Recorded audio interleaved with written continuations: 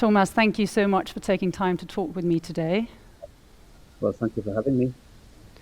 So as you have many hats, you have many roles in fashion. You're a fashion designer, you are a stylist, creative consultant, and you're also an educator. So you straddle many roles in fashion. You have an MA in fashion design from Central St. Martin's. You run your own label. You have been head of BA fashion in Aalto University in Helsinki. And now you are associate director of fashion design at Parsons Paris. And in addition to this, you're also the co-founder and fashion director of the niche fashion magazine SSAW. I'd actually like to begin by going back to your own formative years as a student at Central St. Martin's. You graduated in 2004, and at this time, Louise Wilson was course director of the MA program, and she was famously outspoken and direct in her critique of her students. How did you experience the teachings of Louise Wilson at CSM? I mean, without Louise, I wouldn't be here. I mean, everything what I've learned in fashion has basically been taught by Louise. For me, Louise is a fashion genius, or was a fashion genius, in the same way as, you know, famous designers like Yves Saint Laurent would be a fashion genius, or Rei Kawakubo would be a fashion genius. Louise definitely was there.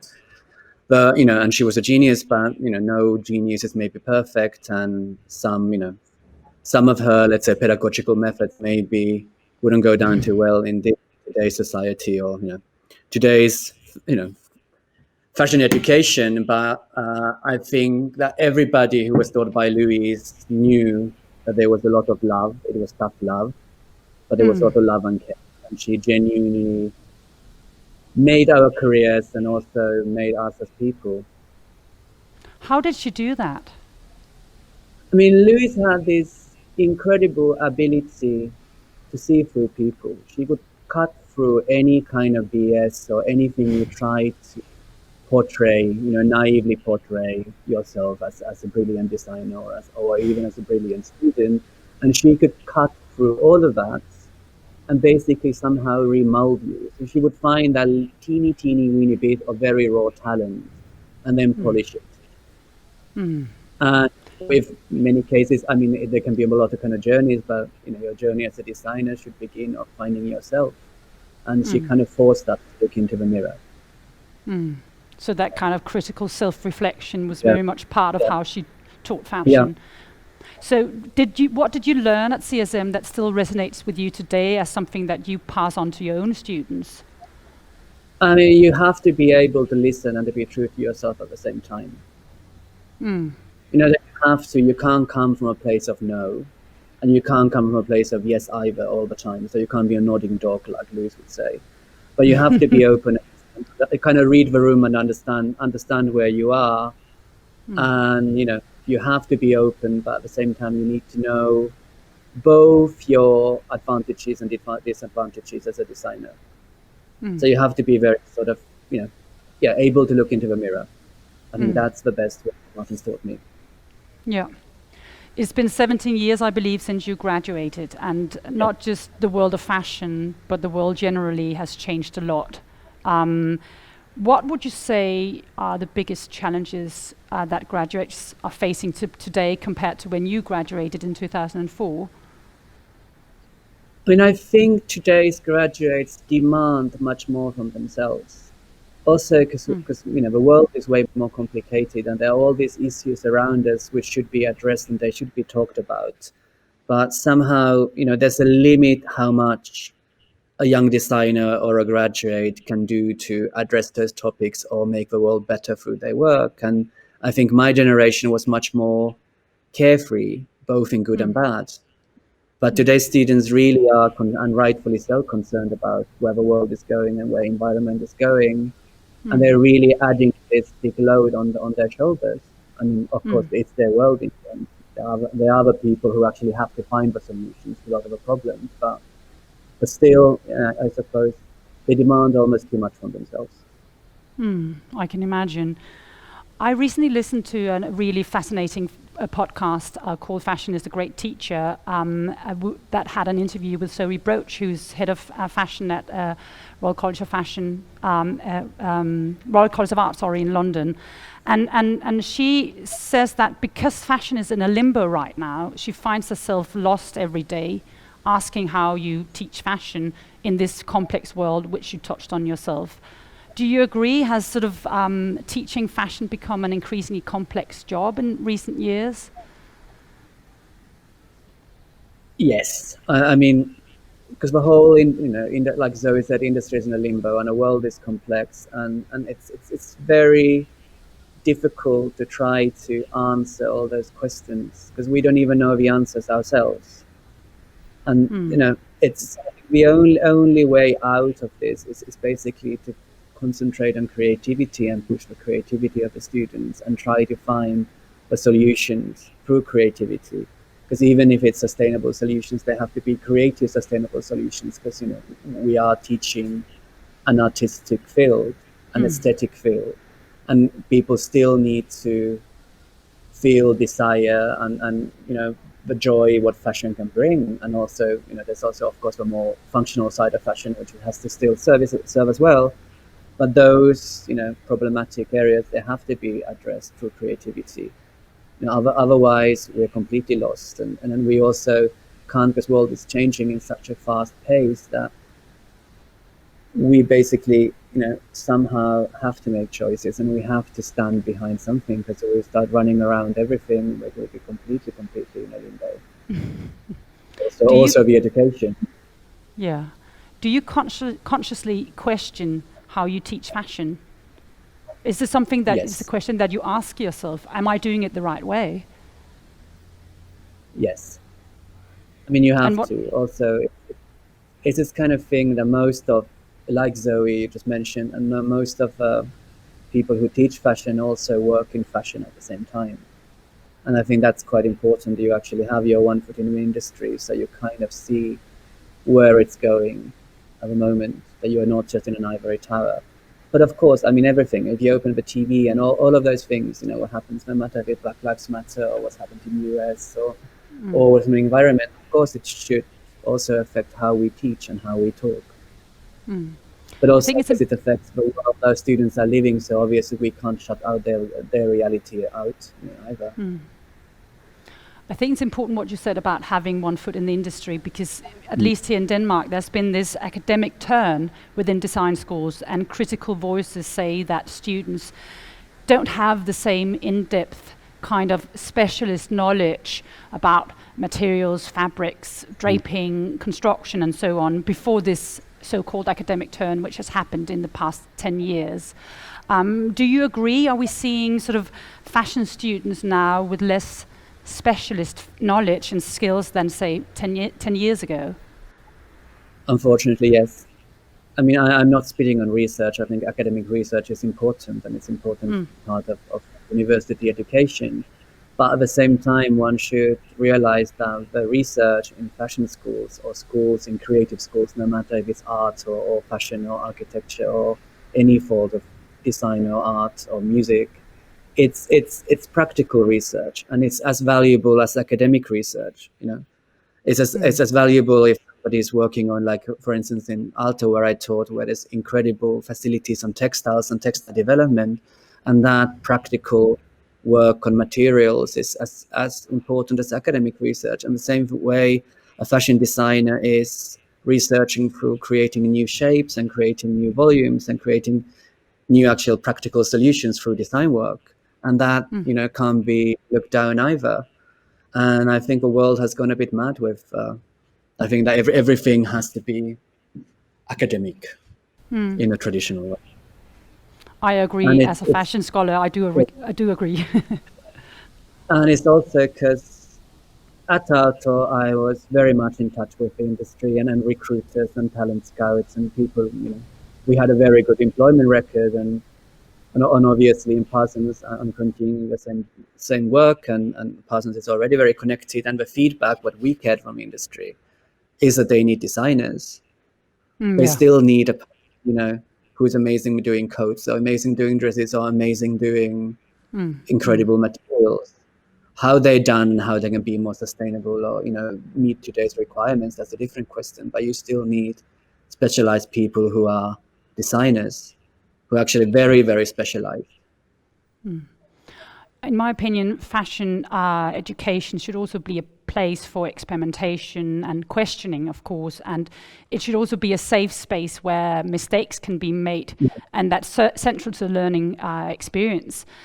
Yet at the same time, it is also, you need to make sure that the education prepare the students for the industry so that they are attractive to the fashion industry. What's your own sort of approach to this sort of trial and error, and at the same time making sure that your students learn enough so that they're equipped to enter into the fashion industry? I mean, that's one thing also I learned from Tim Martins, which kind of continued in Aalto, is the whole, kind of the only way how you can learn fashion is by trial and error.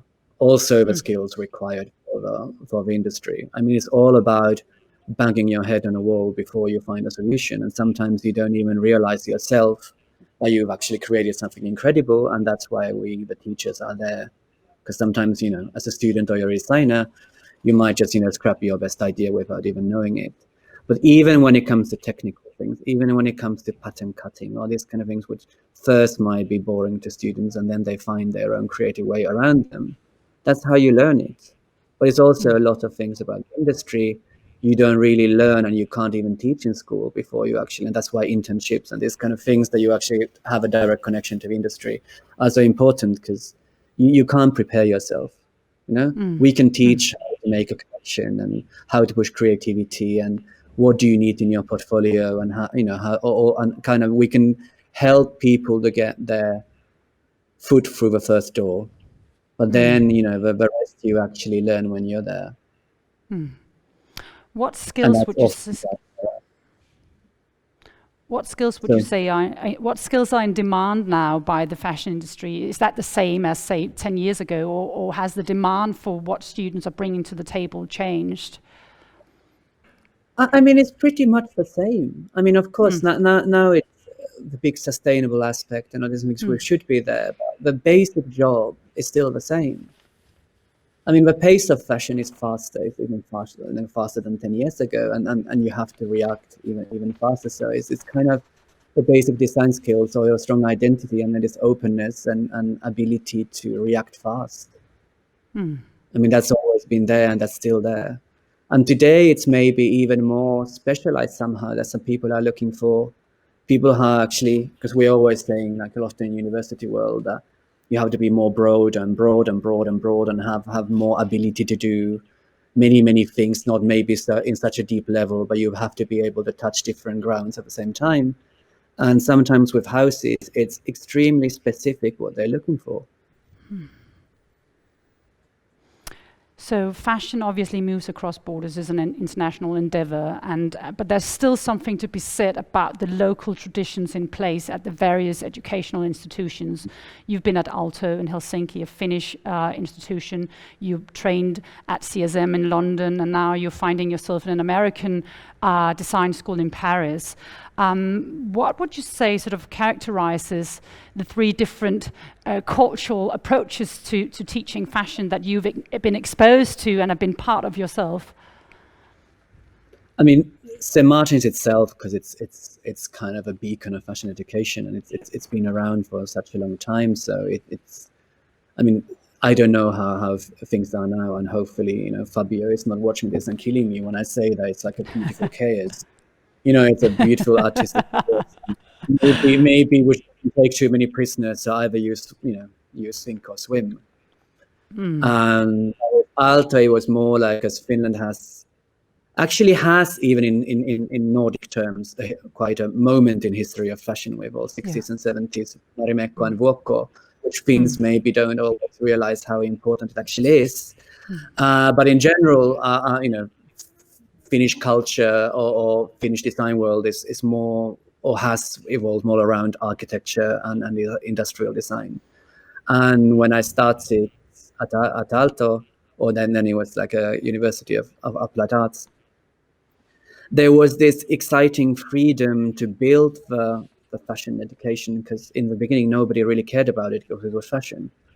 They actually, somehow took notice 10 years later when it was already doing really well, and they were like, oh, bloody hell, we can't get rid of it anymore. But that was an exciting thing, and also because, Aalto is an old school. I mean, it's one of the oldest design schools in north of Europe.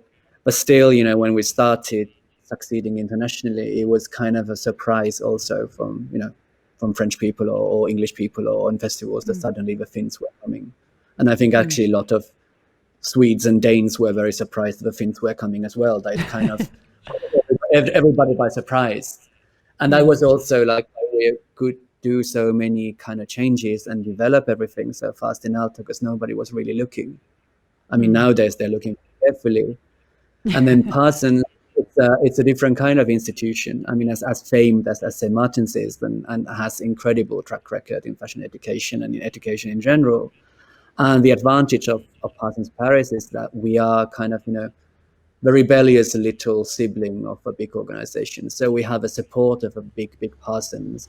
And at the same time, we're sort of very small unit who can change things very fast as well.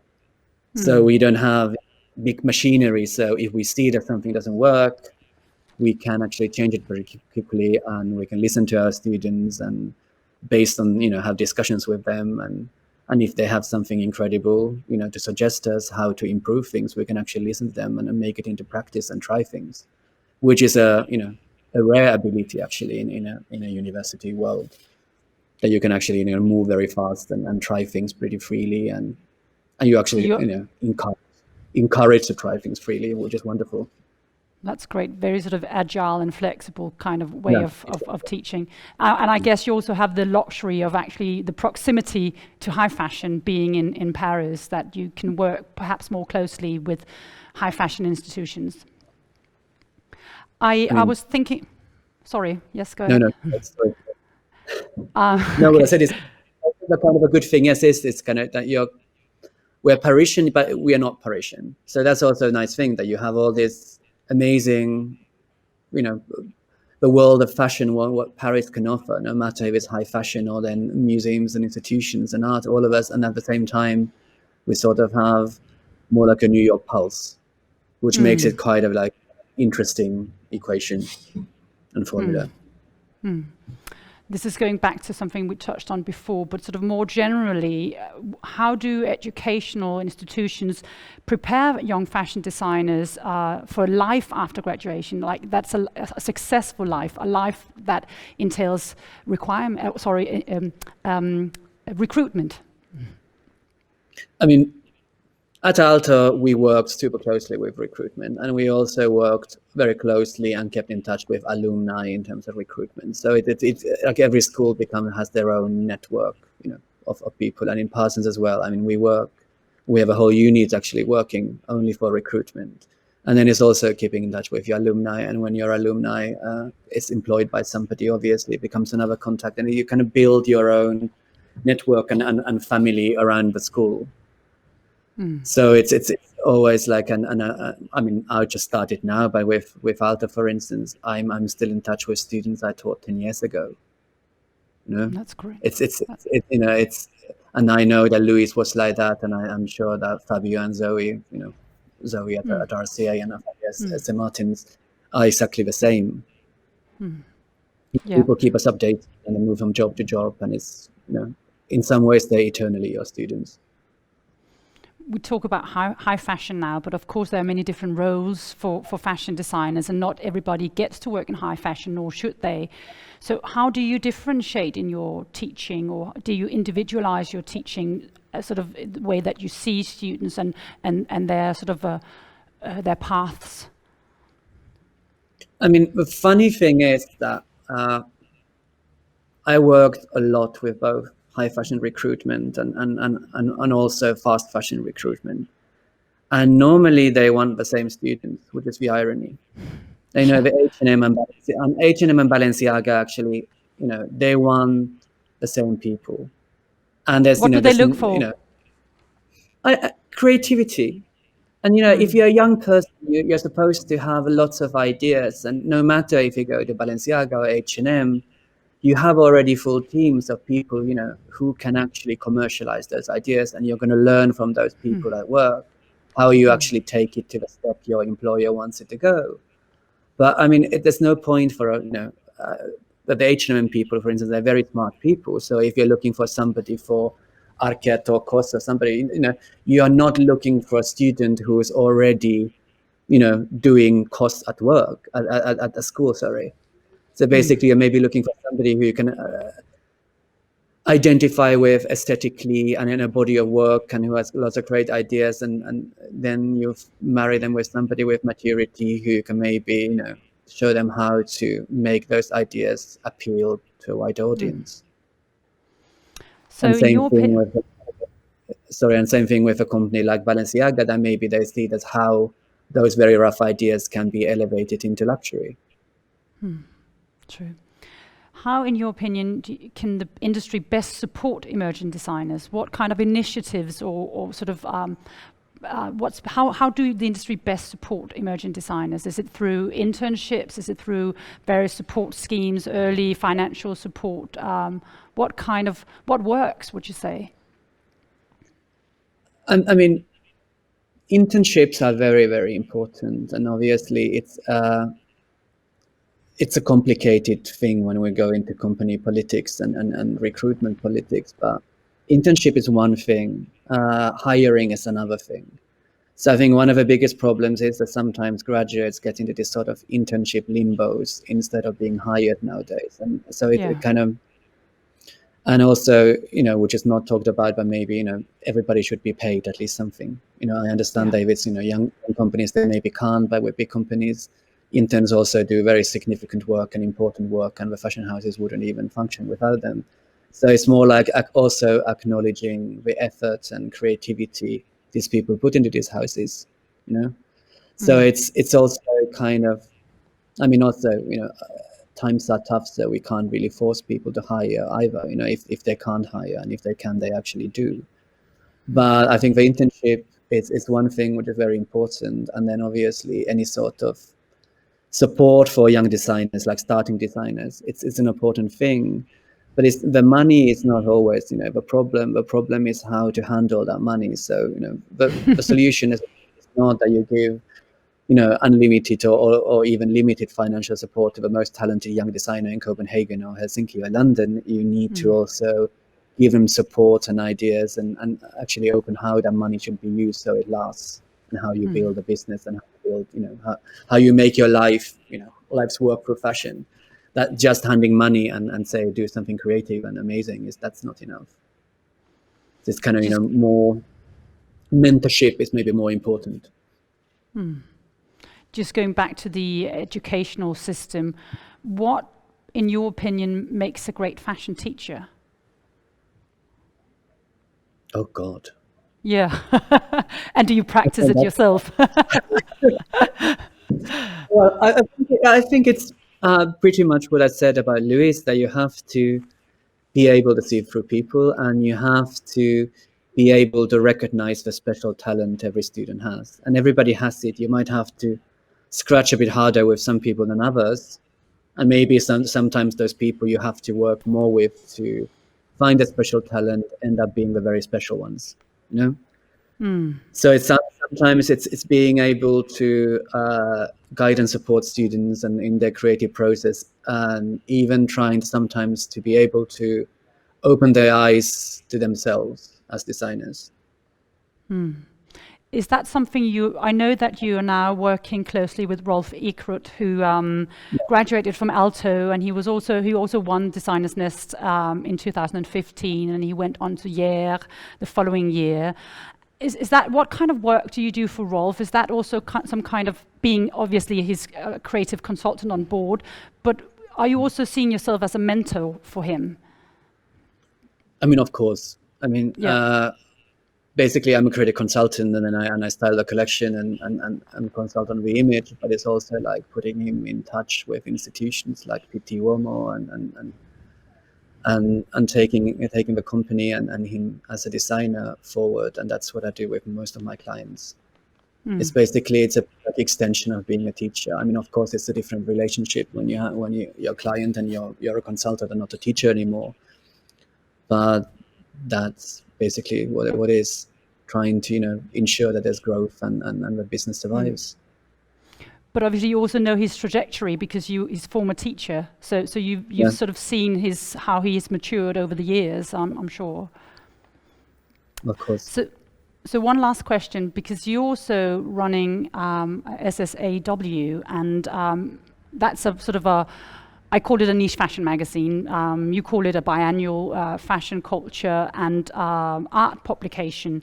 And obviously SSAW features many respected creatives, photographers and stylists. But I was also wondering, as you are so invested in, helping emerging talents forward, whether SSAW is also used as a platform for support for emerging talents, or is something that is more reserved for more established creatives? I mean, SSAW has from beginning been and is the platform also for young stylists and photographers. And we've always had this mix of, SSAW kind of started as this very romantic idea of how me and my husband Chris grew into fashion in the 90s. So it was a lot of it was dedicated to our icons and bringing up people like Martin Silbon or Jean Corona or David Armstrong or Nan Goldin, a lot of people who were our heroes when we were growing up. But at the same time, it was a platform for many people of our generation, photographers and stylists who have actually grown into superstars, like someone like Lotta Volkova basically started with us.